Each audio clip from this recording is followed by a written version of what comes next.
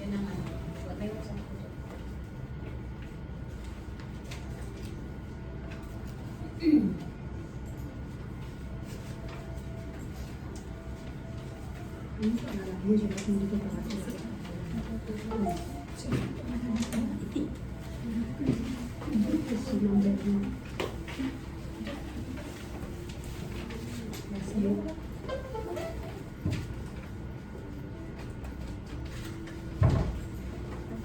Your friend, your classmate.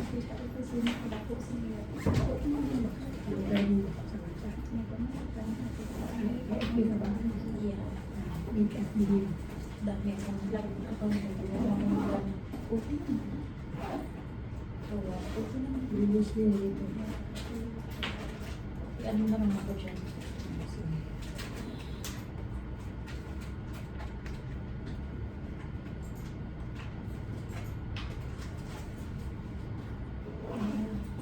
Hindi ako lang kasi dami mo ako. Sige lang.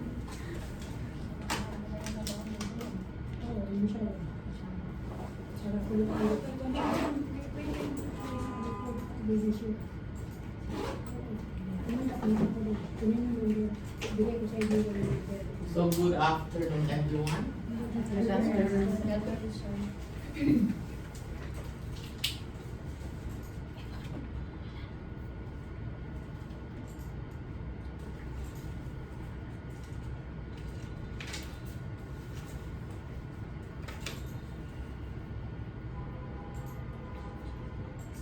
So good afternoon. So my name is Benji Ismail. So I'm the operation manager and trainer din ng Torch Institute. So if you see this logo, Global Torch Institute sa Abu Dhabi po, pinaka main branch namin. So it takes 7 years na po siya. Itong Torch Institute dito 3 years, magti 3 years pa lang sa Dubai. At meron kaming Viva sa Al-Ain din siya. Okay? So, I will be trained for massage therapist din. Nagtatrain din ako ng nursing assistant, caregiver, business admin, and HR management. Okay. So, may ibang ba? Ano naman? Sino may mga certificate sa atin? Sa Pinas, example, na may mga TOR pa kayo. Na naka-attest pa sa DFA, Red Ribbon tawag mo.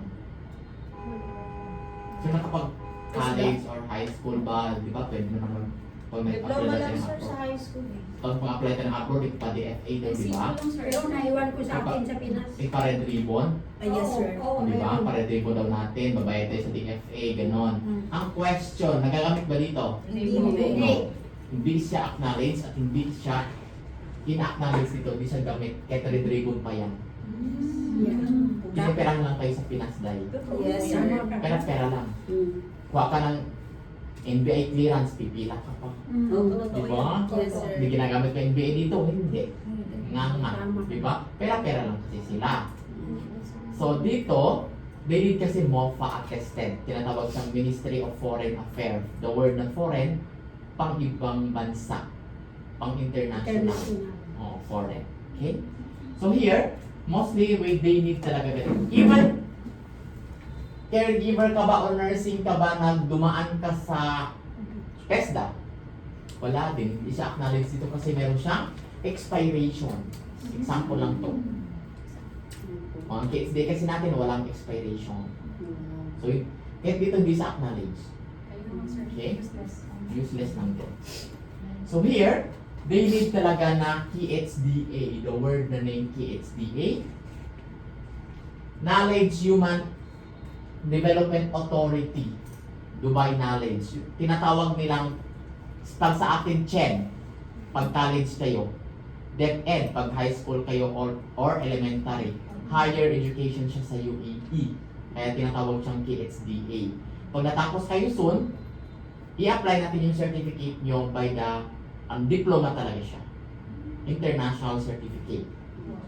So, nakalagay talaga yung hours, number of hours niyo dyan na 720 at wala po siyang expiration kasi kung kailan ka nag-start at kailan ka nag-end ng klase. hanggat mari daw, naka 720 hours ka. Yung iba ka daw kasi 150 lang, hindi siya pasok. Kasi pag mag-apply ka ng US, Canada, Europe, hanggat mari daw, naka 600 hours ang pagte-training mo. Pasok tayo kasi 720. Yung iba daw kasi 150 lang, like Newton. Newton training din sa 150 lang sila. Oo. Kaya ganun. At hindi siya na-attest sa MOFA. Ito yung tinatawag sa atin DFA. Dito naman attestation ng MOFA. Stamp na yan mismo ng government. So, yan. So,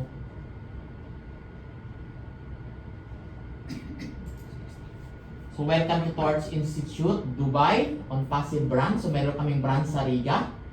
So, ito ang pinaka-main branch namin. So, branch namin sa Riga. So, established dito sa Dubai is 2023. Nag-start kami dito. Okay? So, we are one family. So, if you enroll in Torch Institute, pwede kayong ma-hire sa Vice Keeper. So, tie-up company namin sila. Child care. Best for ka? Hindi, nakita ko na sir. Nag-inquire ako. Child care siya. Depende sa sahod. 4,500, 4,000. Depende sa employer. May mga ganun. Kaso, hanapan ka man ng Dito certificate. yan, dito. Ng diploma. Dubai. May skip. Hanapan ka man ng Certificate certificate. po. Diploma talaga ang hanap sa'yo. Ng KHDA. Ng ate sa MOFA. Kasi gagamitin niyo yung pan sa visa niyo. Yung certificate niyo nagagamit sa visa. Applying for visa. Pwede siya. Okay? If you want to go mga caregiver or care management, mga social care ba, or nursing, UAE bound to UK, pwede naman. So, is duty care sila, na Duty Care Limited is a UK-based company sila, nagka-hire sila ng mga care workers, mag-care sa mga pasyente. Matanda man yan or bata. So, mas malaki-laki ang sahod para dito. Only UK lang? So far, UK pa lang sa ang tie-up namin.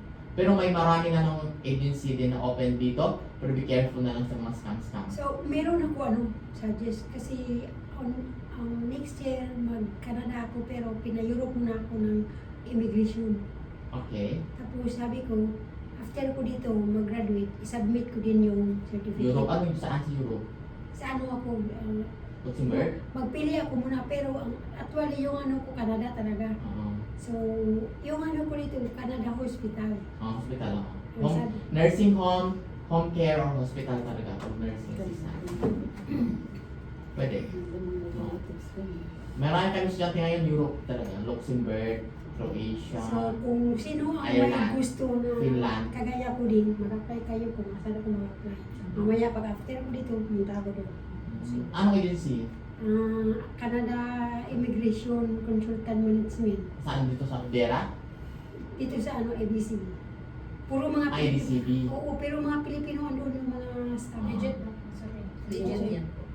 Hindi kayo pumunta. Hindi ko sumama sa akin mamaya kapag kilala ko kayo. Lahat. Ay, hanapan ka ng certificate.